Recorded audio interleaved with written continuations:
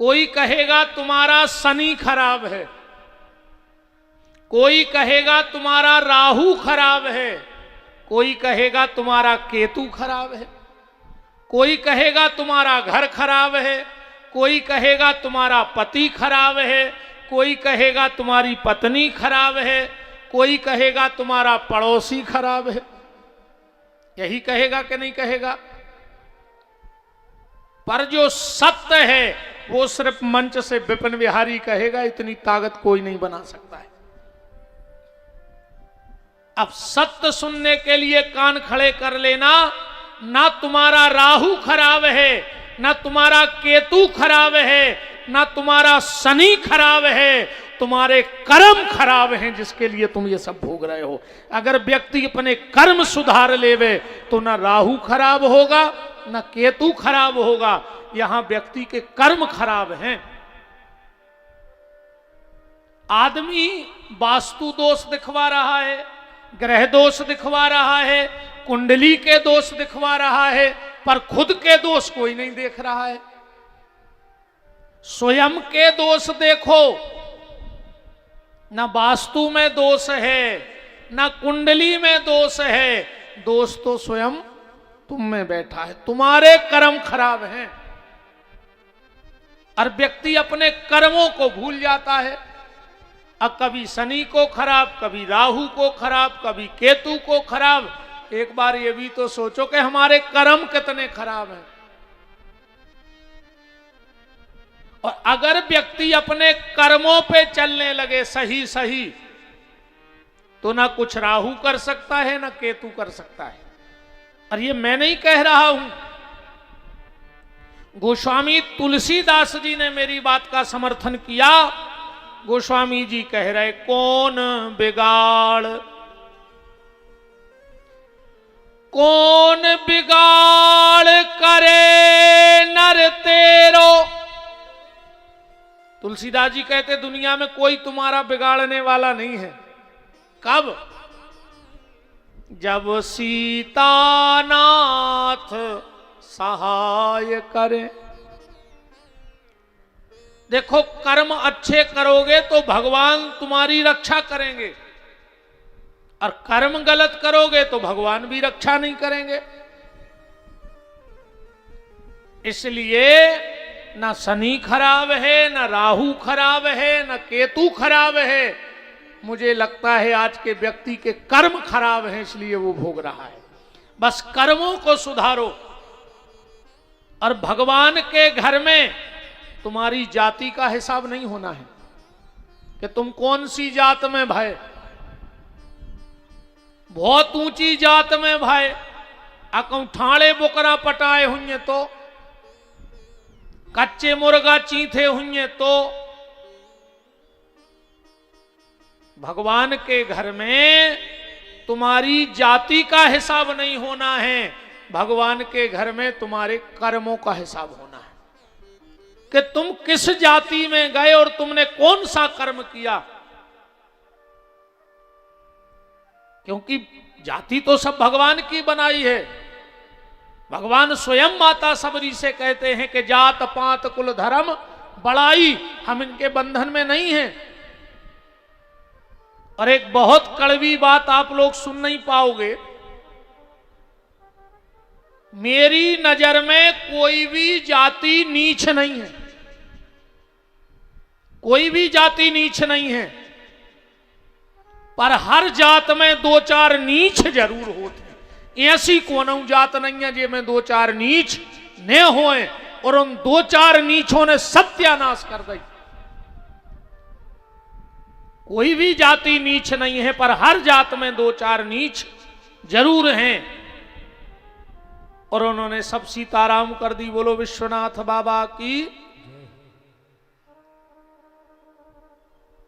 तो चूहा भी कपड़ा काटता है और दर्जी भी कपड़ा काटता है।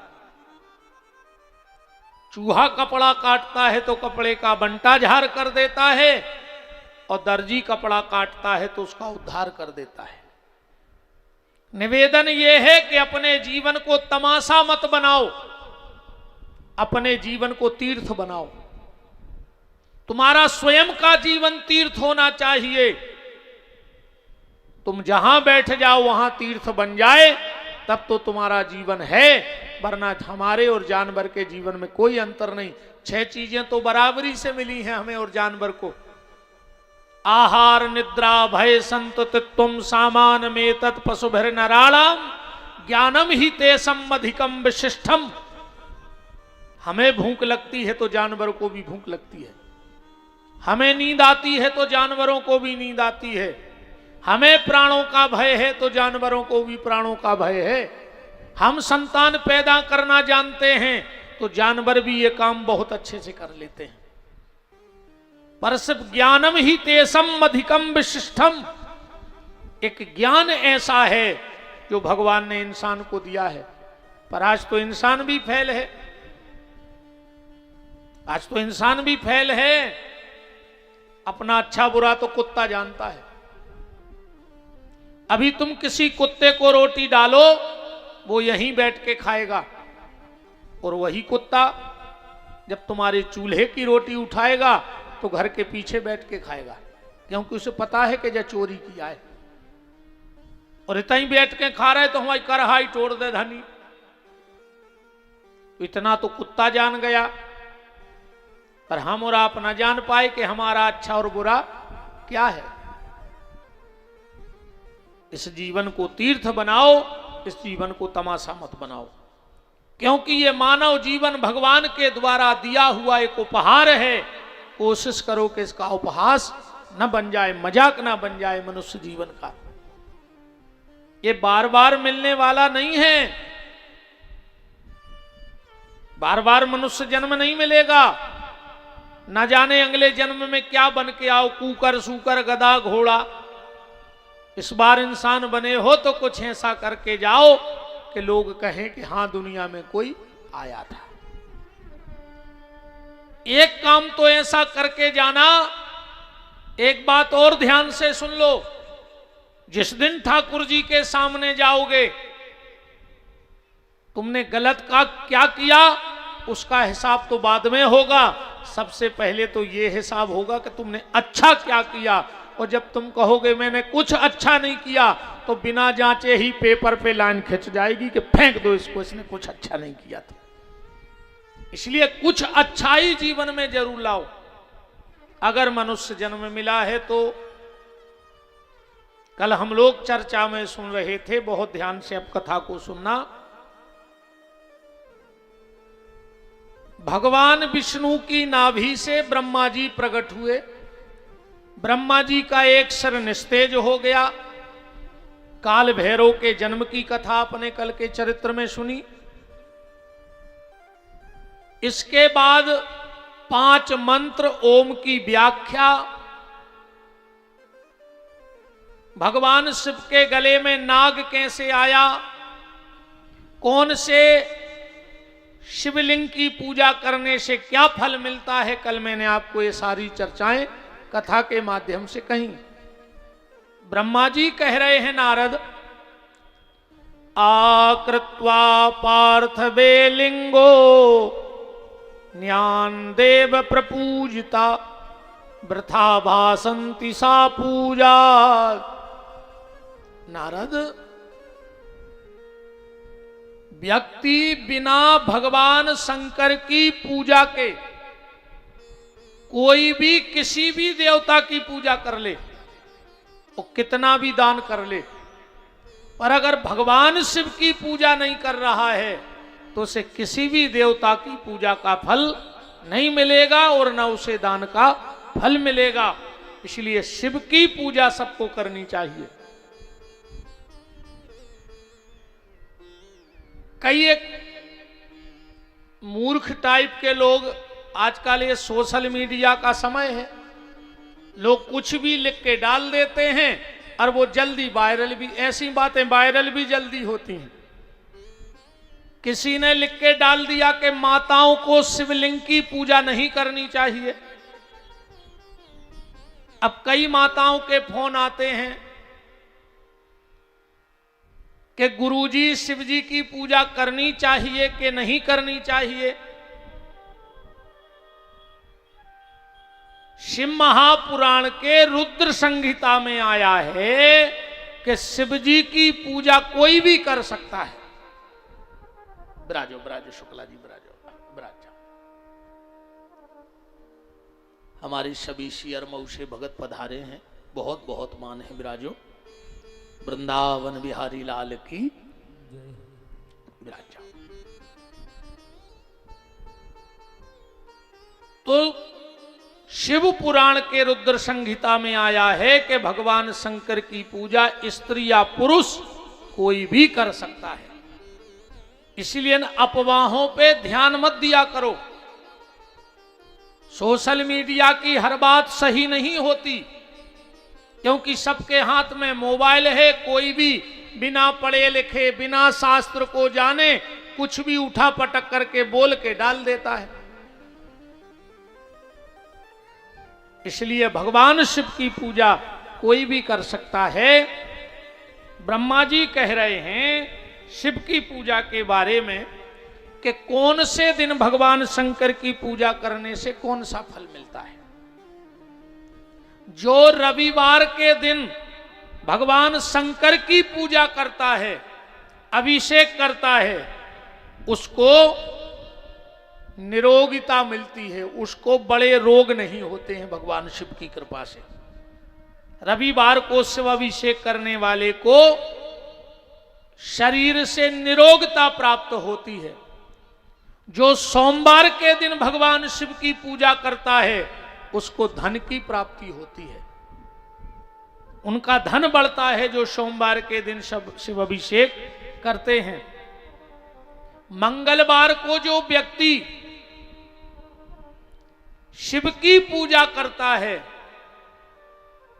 उसके वंश की बेल बहुत आगे तक जाती है, उनको पुत्र प्राप्ति होती है। और एक बात तो हम और बताएं, मेरी बहनों ध्यान से सुन लेना। जैसे ही माताओं के गर्भ अवस्था आवे और माताओं को पता लग जाए कि हमारे गर्भ में कोई नन्हा मुन्ना जीव है, उसी दिन से माताएं एक धतूरे का फल जहां मिल जाए उसको भगवान शिव को अर्पण करने लगना। तो पहली बात तो निश्चित पुत्र की प्राप्ति होगी, और दूसरी बात वो पुत्र बड़ा धार्मिक होगा। क्योंकि आज के वर्तमान समय में पैसा कमाना बड़ी बात नहीं है। आज के समय में नाम कमाना बड़ी बात नहीं है। आज के समय में सबसे कठिन अगर कोई काम है तो अपनी औलाद को अच्छे रास्ते पे चला देना। रास्ते पे चली गई हो, राहतगढ़ में लिख देना कि राहतगढ़ का सबसे धनी आदमी मैं हूं, और तुमने करोड़ों रुपए का भी कारोबार बना लिया हो, अगर औलाद बिगड़ गई तो तुम सबसे कंगाल आदमी हो। मैं एक निवेदन कर रहा हूं आप सबसे, क्या आप घर के किवाड़ खुले छोड़ते हो? छोड़ते हो? क्यों भाई सोनी जी, तिजोरी खुली छोड़ते हो? 3 बार, फिर लाख बाग दुनिया का क्या फिर खुली तो नहीं रह गई जल्दी जल्दी में। क्यों भाई कपूर जी, दुकान की शटर खुली छोड़ देते हो रात में? नहीं छोड़ते ना। बरसात में तुम सब भी तो दुकानदार बैठे हो, रात में किवाड़ खोल के छोड़ देते हो क्या? दुकान में से गए हो 3 बार तारो हलाऊ के ऐसो तो नहीं है कि चाबी चटक गई होए। करते हो कि नहीं करते? जब तुम घर के किवाड़ खुले नहीं छोड़ते, तिजोरी का दरवाजा खुला नहीं छोड़ते, दुकान की शटर खुली नहीं छोड़ते, तो आज आपने बेटा बेटियों को खुला क्यों छोड़ दिया है? मुझे सिर्फ इतना बता दो कि अपने बच्चों को खुला क्यों छोड़ दिया? अपने बच्चों को भी खुला मत छोड़ो, क्योंकि तिजोरी तो एक बार संपत्ति चली गई तो फिर आ सकती है, पर अगर औलाद एक बार गलत रास्ते पे चली गई तो लौटना संभव नहीं होता है। इसलिए जब किवाड़ खुले नहीं छोड़ते, शटर खुला नहीं छोड़ते, तिजोरी खुला नहीं छोड़ते, तो आज बच्चों को भी खुला मत छोड़ो। अपने बच्चों पे ध्यान रखो। और एक बात तो हमारी बिल्कुल अब भाई ध्यान से सुन लीजिए, खराब लगे सो अब भाई भग जो। तो हो गई कथा, जितने जने बैठे रहे उतने ही अच्छे।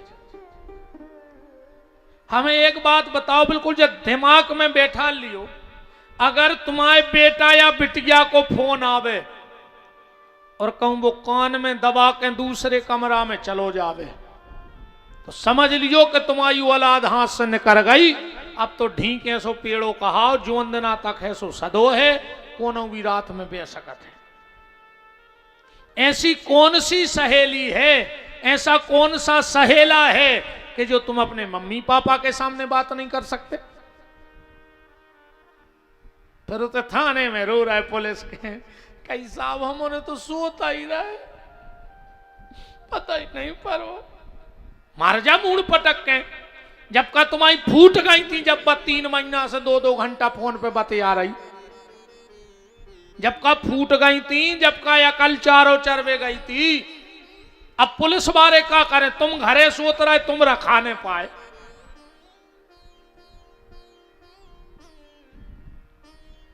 अपने बेटा या बेटी,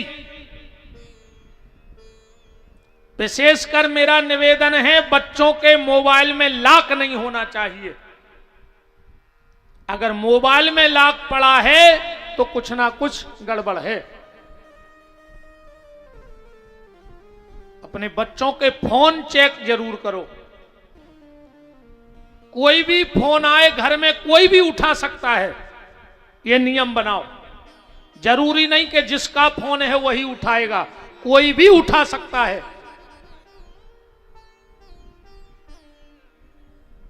आजकल बताओ, राधा के देश में, मीरा के देश में, अवंतिका बाई के देश में, झांसी की रानी के देश में आज मोनी मोड़ा रीलों में लगे हैं, अच्छे घर के नच रहे और मोबाइलों में। तुम्हारो की करे फूट गई, तुम्हारा नहीं दिखाए, तुम्हारा भी तो मोबाइल चला थुयो, तुम्हें नहीं है सर में? अरे बेटा, तुम्हें नाम कमाना है तो पढ़ाई में नाम कमाओ। नाम कमाना है तो वो दिन अपने बाप के जीवन में लाओ जब इस राहतगढ़ की पेपर में सबसे ऊपर तुम्हारा नाम आवे कि एक राहतगढ़ की बेटी ने पूरे प्रदेश में आज टॉप किया है फला क्लास में। ऐसा नाम कमा के बताओ। नहीं बज रही है मैं थप्पड़ी, कमैयों को यहां फूटी।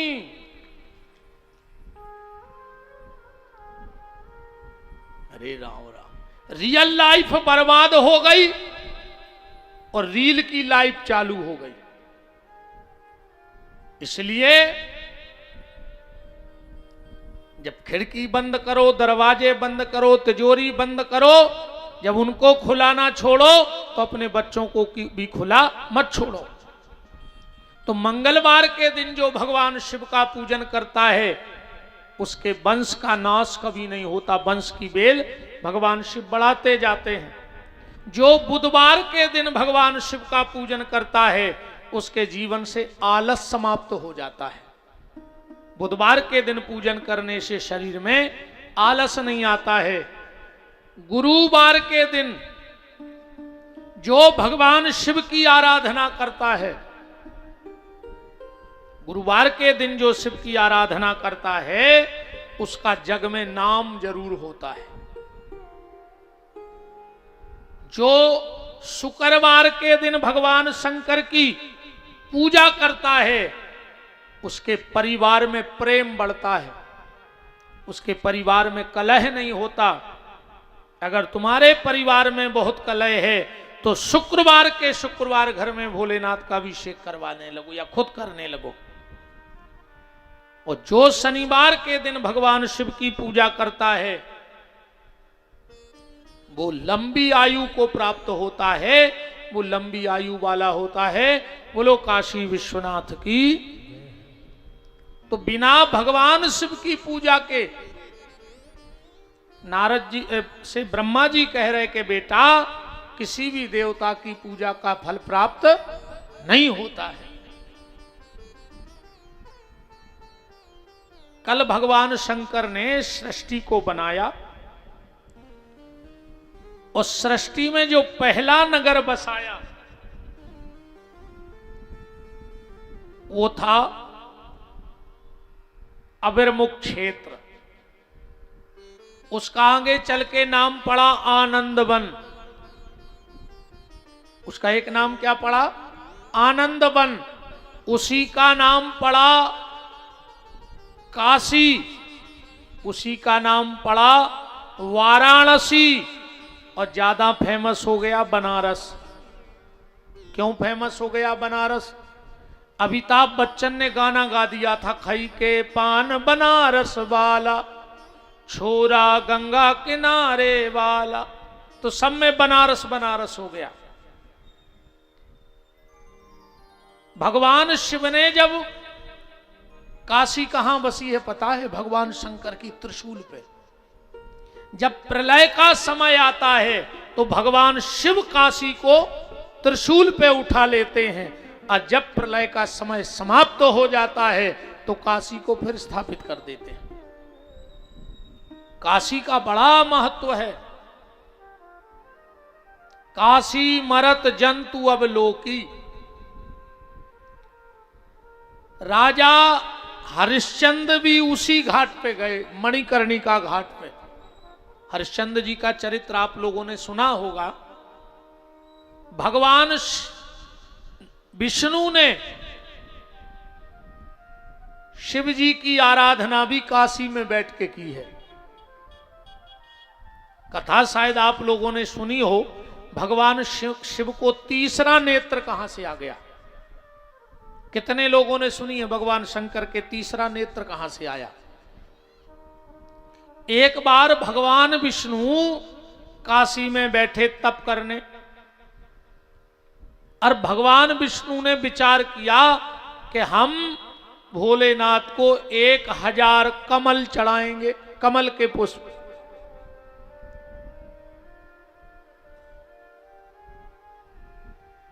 भगवान विष्णु बैठ गए पूजा में, और जो पूजा में बैठे भगवान शंकर ने विचार किया, जरा देखें तो इनका तप तपस्या कितनी है। तो भगवान शंकर ने एक कमल का फूल उसमें से उठा लिया। कितने बचे? 999। अब एक एक नाम लेते जाते और एक एक कमल का पुष्प भगवान विश्वनाथ की पिंडी पे चढ़ाते जाते। गिनते गिनते जब 999 कमल के पुष्प बचे, अब भगवान विष्णु उठ भी नहीं पा रहे हैं। क्यों? मैंने कल या परसों एक बात बताई थी कि हवन करते में बीच में बोलना नहीं चाहिए, और हवन करते में बोलो तो फिर आचमन करके हवन करना चाहिए। ऐसे ही पूजा करते वक्त उठना नहीं चाहिए। कई बार हमने देखा आदमी पूजा को बैठो, महाराज जी हाथ में चावल है, बोले महाराज तन्ना रुक गयो, अब यार तन्ना बाहर तक सौदा दे, एक ग्राहक आ गओ। ऐसे पूजा नहीं होनी चाहिए। बहुत अगर जरूरत पड़ जाए, बहुत जरूरत पड़ जाए तो फिर आसन के यहां जल छोड़कर नेत्रों से लगा के उठें और उठ के फिर आचमन करके पूजा करें। अब कई बार जे बहन जी हरे वही ठंड में ऐसो करत हैं, भगवान के उतारे कपड़ा टाठी में धर दे। जोनो कोनो मोहल्ला की आ गई कही आओ जिज्जी तना चाय बना दें। अब भगवान टाठी में धरे, अब मंदिर में ठोठर रहे। चाय पी फिर गई सो तनक सो जल चढ़ाया जो फिर आ गओ कोनो सो फिर बाहर ने करे आई। तनक देर में टाइम मिलो सो जल्दी जल्दी भगवान को चंदन लगाओ और फिर भागे आई। कहो 3 घंटा में भगवान सिंहासन में लौटे। पूजा जितनी भी करो, जितनी देर भी करो, एक आसन पे बैठ के करो। भगवान नारायण ने विचार किया कि अब क्या करें, उठ सकते नहीं, उठेंगे तो हमारी पूरी पूजा खंडित हो जाएगी। आंखों में आंसू आ गए, और जब आंखों में आंसू आए तो विचार किया भगवान नारायण ने कि हे भोलेनाथ, ये पुष्प तो कमल कहलाता ही है, पुष्प तो कमल कहलाता है, पर भगवान के नैन कमल भी हैं, भगवान की आंखों को भी कमल कहा जाता है ना? कहते हैं कि नहीं कहते? श्री रामचंद्र कृपाल भज मन, हरण भव भय दारुणम, नव कंज लोचन कंज मुख कर, कंज पद कंजारुणम। भगवान का एक एक अंग कमल है, और भगवान के मुख कमल में दो दो नैन कमल भी हैं। तो नारायण ने अपनी एक आंख निकाल करके शिव पिंडी पे चढ़ा दी। अपनी नजर अपने नैन कमल एक कहां चढ़ा दिए? शिव जी को। शिव जी प्रसन्न हो गए। और एक बात और ध्यान से सुनना, भगवान किसी भी दुकान पे किताब मिल जाएगी, भगवान शंकर के 1000 नाम हैं। वो काशी में बैठ करके नारायण ने बनाए। ओम शिवाय नमः, माहेश्वराय नमः, संभवाय नमः, पिनाकने नमः, महासेनाय नमः, गंगाधराय नमः। ऐसे 1000 नाम भगवान विष्णु ने उसी काशी की भूमि पर बैठ करके बनाए।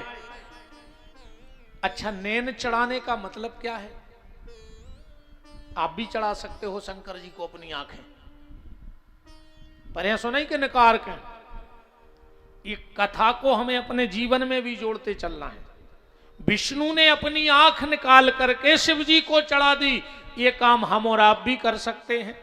इसका आध्यात्मिक अर्थ ये है कि भगवान विष्णु कह रहे कि प्रभु, अभी तक इन आंखों से संसार को देखा है, पर आज से ये आंखें आपको चढ़ाते हैं। अब आपके अलावा किसी को नहीं देखेंगे। ये आंखें चढ़ाने का हम और आप भी तो ये कर सकते हैं कि अब हम कुछ गलत देखेंगे ही नहीं।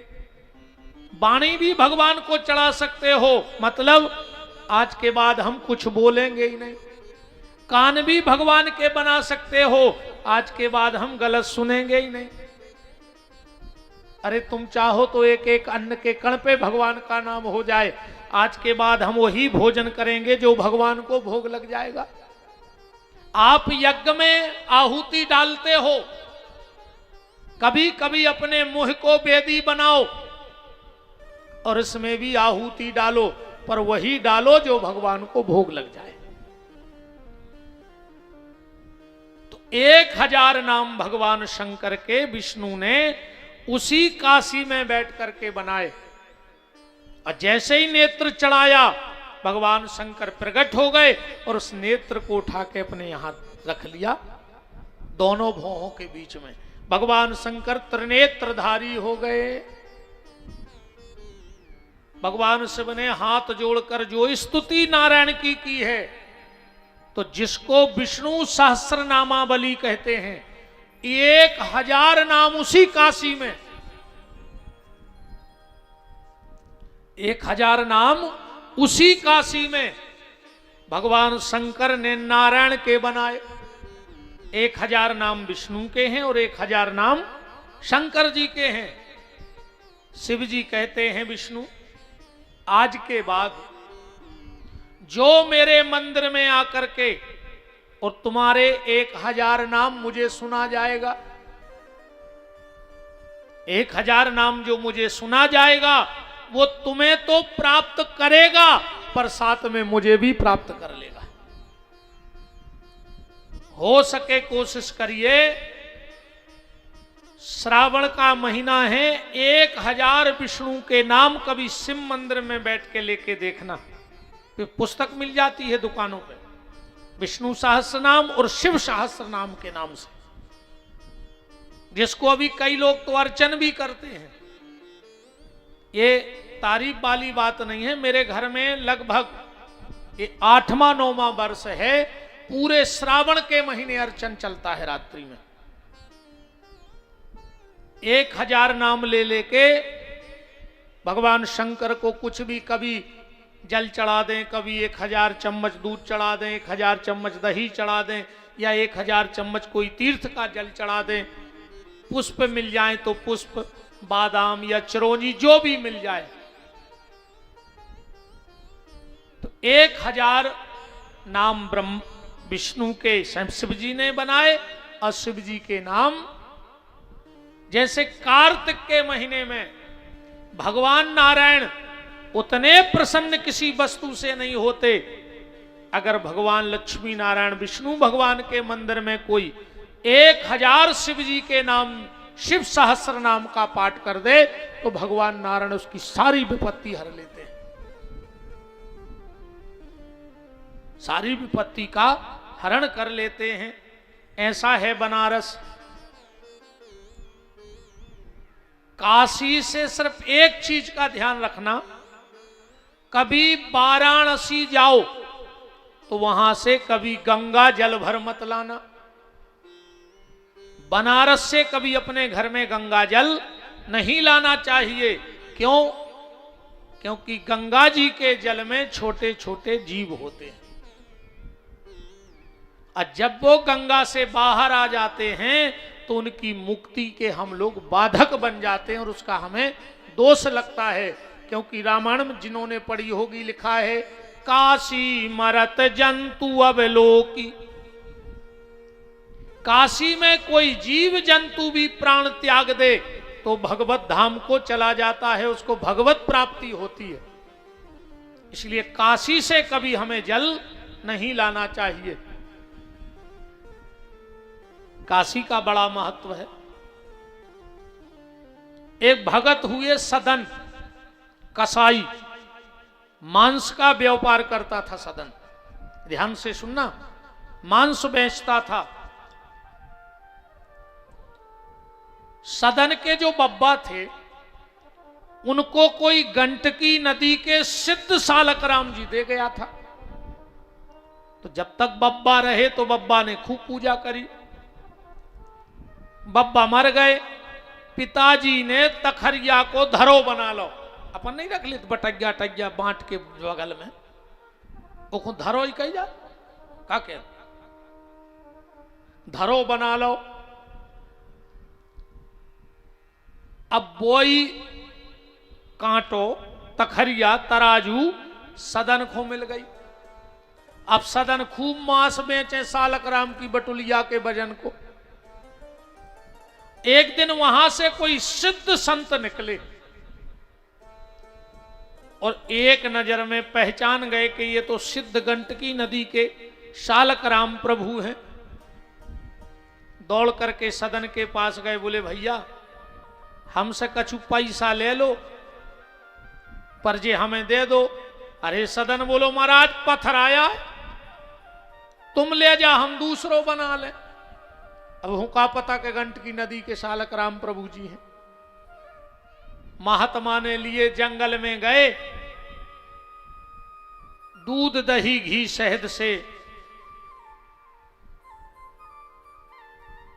स्नान कराए, पंचगव्य से पंचामृत से खूब आरती उतारी, चंदन लगाओ, इत्र लगाओ, भोग लगाओ, और एक डब्बी में रख के सो गए। रात में महात्मा की नींद खुली। महात्मा को लगा जैसे आश्रम में कोई रो रहा है।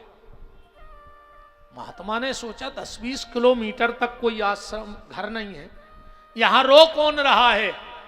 क्या देखा महात्मा ने कि सालक राम जी डब्बा में बैठे बैठे रो रहे। सदन गए, बोले क्यों प्रभु रो रहे। भगवान बोले महात्मा हमें अपने सदन के करे आओ, हमें बहुत खराब लग रहा हो, हम नहीं रहे पे वो के बिना।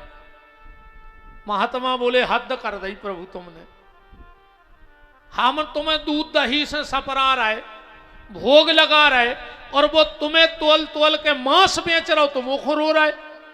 भगवान बोले महात्मा जी तो अपनी अपनी सोच है, तुम्हें लगत के वो तखरगिया पे मांस तोल रहा हो, हमें जो लगत के वो दिन भर हमें झूला झूला रहा हो, वो दूसरों काम ही नहीं है। भगवान को रे भरोसा नहीं है कौन पे रीझ जाए, कोई ठिकानो नहीं है मालक को कि कौन पे कौन गुण पे रीझ जाए। न जाने कौन से गुण पर दया निधि रीझ जाते हैं, न जाने कौन से गुण पर दया निधि रीझ जाते हैं, न जाने कौन से गुण पर दया निधि रीझ जाते हैं, न जाने कौन से गुण पर दया निधि रीझ जाते हैं।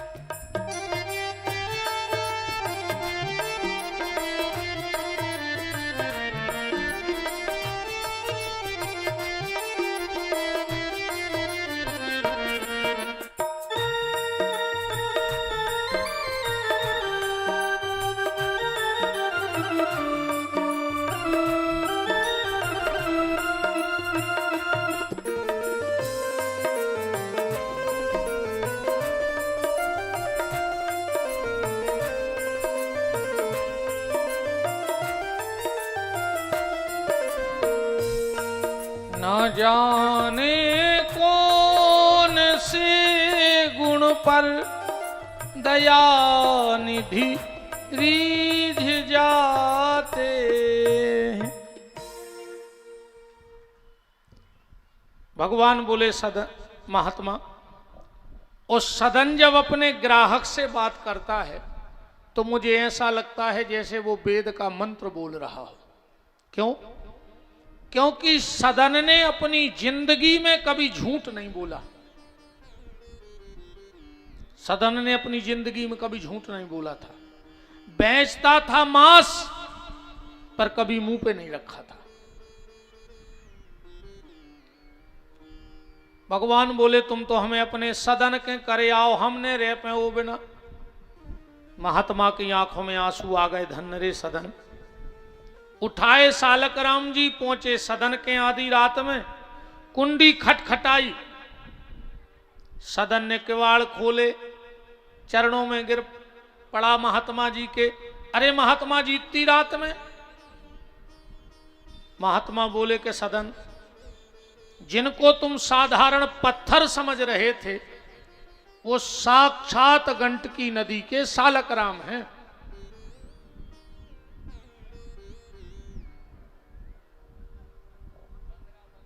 कहां?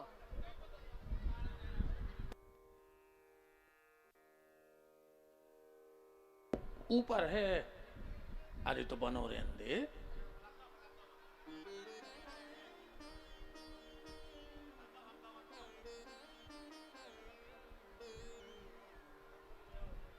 तो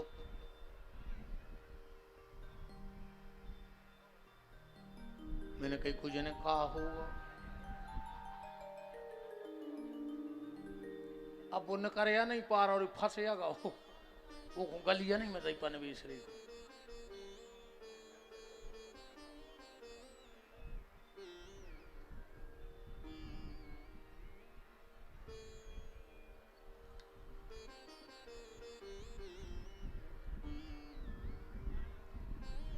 थोड़ा सा निवेदन है, अगर आप लोग हमारी बात मान जाओ, थोड़ा सा खिसक के आ जाओ। हाँ, थोड़ा सा ऐसे खिसक के आओ, इन्होंने लगे कि हमारी चल रही है। हम कहते बिल्कुल ने सर को माई के माई हाल जा।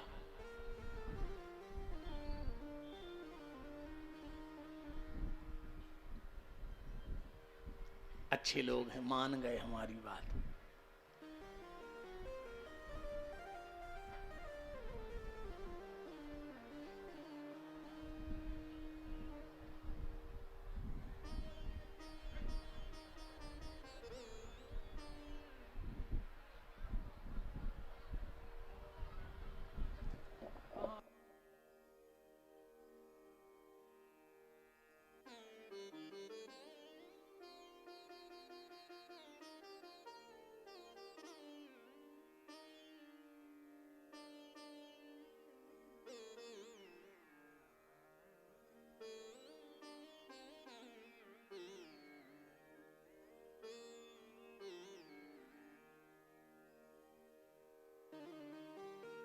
हाँ, अपनी जगह बना के बैठ जाओ।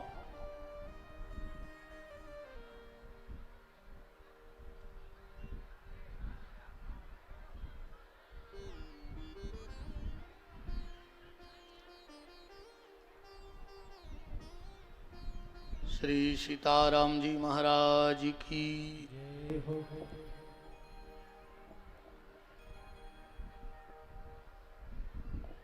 निवेदन।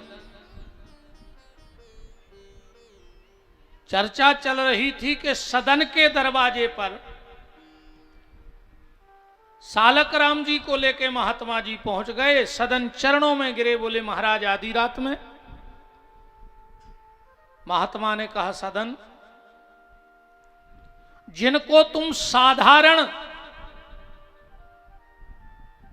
पत्थर का टुकड़ा समझ रहे थे, ये स्वयं सिद्ध प्रभु सालक राम हैं। सदन की आंखों में तो आंसू आ गए। तो क्या मैंने इतना पाप किया कि जीवन भर में उनसे मांस बेचता रहा? सदन बोला महात्मा मेरी एक बात मानोगे? बोले क्या? तुम्हारे गले में जो झोली माला पड़ी है वो हमें दे दोगे? महात्मा ने कहा ले लो, और अपने गले की झोली माला निकाल के सदन कसाई को दे दी। सदन ने उसी झोली में डाले सालक राम और जगन्नाथ जी की यात्रा को निकल पड़े। और जैसे ही चलते चलते एक गांव के बाहर गए तो एक झुपड़िया बनी थी, पति पत्नी दोनों बैठे थे। उस व्यक्ति ने कहा भैया कहां जा रहे? बोले जगन्नाथ जी। बोले यहां से 20 किलोमीटर भयंकर जंगल है, रात्रि हो गई है, तुम रात में यहीं विश्राम करो, सुबह कोई और जाएगा तो उसके साथ चले जाना। सदन ने कहा ठीक है। पति ने पत्नी से कहा सुनो ये हमारा अतिथि है और कमरा है एक, तो आज हम दोनों बाहर सोएंगे और ये हमारा अतिथि भीतर सोएगा।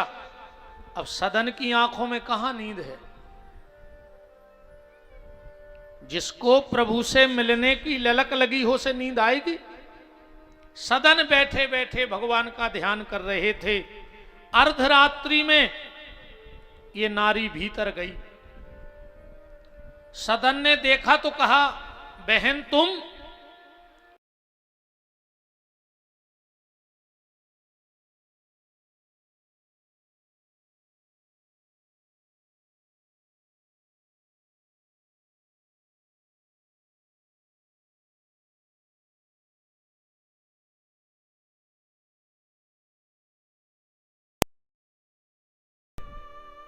भीतर आई, बोली मैं जान गई तुम हमारे पति को डर रहे थे, हमने पति को ही खत्म कर दिया। सदन ने कहा ये तुमने क्या किया? तो ये जोर जोर से चिल्लाने लगी। आसपास के लोग इकट्ठे हो गए। क्या बात है? ये नारी बोली कि इसको हमारे पति ने रात में रुकने का ठिकाना दिया और ये रात में मेरे पास आया, मेरा हाथ पकड़ा, मैंने मना किया और मैंने कहा पति को जगा दूंगी, तो उसने पति को ही मार डाला। गांव के लोगों ने सदन को बांधा और जो कबीले का राजा था उसके पास ले गए। गले में प्रभु सालक राम डले हैं झोली में। राजा ने देखा, कहा जिन हाथों से तुझे छुआ है इसके दोनों हाथ काट के इसको भगा दो। सदन के दोनों हाथ कट गए। सदन मन में सोच रहा है कि जब तक इन हाथों से मैंने मांस बेचा कभी बुखार नहीं चढ़ा, और आज पहली बार माला झोली क्या उठा ली, भगवान तुमने मेरे हाथ ही कटवा दिए। रोते रोते सदन जगन्नाथपुरी पहुंचे हैं, और जैसे ही सदन भगवान जगन्नाथ जी के सामने साष्टांग दंडवत करने लगे, मानो कमल के फूल जैसे कटे हुए हाथ बाहर आ गए। सदन के दोनों हाथ जैसे के तैसे हो गए। भगवान प्रकट हो गए। सदन ने कहा, प्रभु एक बात बताओ, अगर मैं पापी हूं तो मेरे हाथ कट गए, मुझे कोई दुख नहीं, पर अगर मैं पुण्यात्मा हूं तो आप मिले हो। तो मैं पुण्यात्मा हूं तो हाथ क्यों कटे, और अगर मैं पापी हूं तो आप क्यों मिले? आप ना मिलते, मेरे हाथ कट जाते, मैं समझता मैंने जीवन भर मांस बेचा, इसका दोष मुझे मिला। देखो भैया, एक बात और बता दें, जितने नौकरी पेशा बैठे हो, ऑफिसर बैठे हो, साहब हरे बैठे हो, कहूं और भगवान ने कहूं तुम्हें कलम दई होए, और तुम्हारी कलम से किसी गरीब का भला हो रहा हो, तो चूकना मत। उस कलम से किसी निर्दोष को फंसाना मत। चाहे 10 अपराधी बच के निकल जाएं, पर एक निर्दोष नहीं फंसना चाहिए, क्योंकि उनका तो जब अपराध का घड़ा भरेगा तो आएंगे। पर अगर भगवान ने तुम्हें कलम दी हो और अगर तुमने उस कलम का दुरुपयोग किया, तो जिस दिन वहां जाओगे भगवान कहेंगे, क्यों मैंने तुझे कलम दी थी, क्या किया? बोले सिर्फ झूठ फरेब घोटाले कराए। भगवान कहेंगे इसको कलम कर दो, कलम वापस ले लो। और अगर भगवान ने यहां से दोनों हाथ कलम कर दे, जितने जे स्टेशनों पे हाथ कटे टेढ़े, ये जितने डरे हैं, ये पहले के बहुत बड़े बड़े ऑफिसर आए रिश्वतखोर, ये बड़े बड़े अधिकारी डरे रहे स्टेशनों पे जिनके हाथ कटे हैं। काश भगवान ने इनको कलम दी, इनने कलम को दुरुपयोग करो, सो भगवान ने कलम करके वापस भेज दो।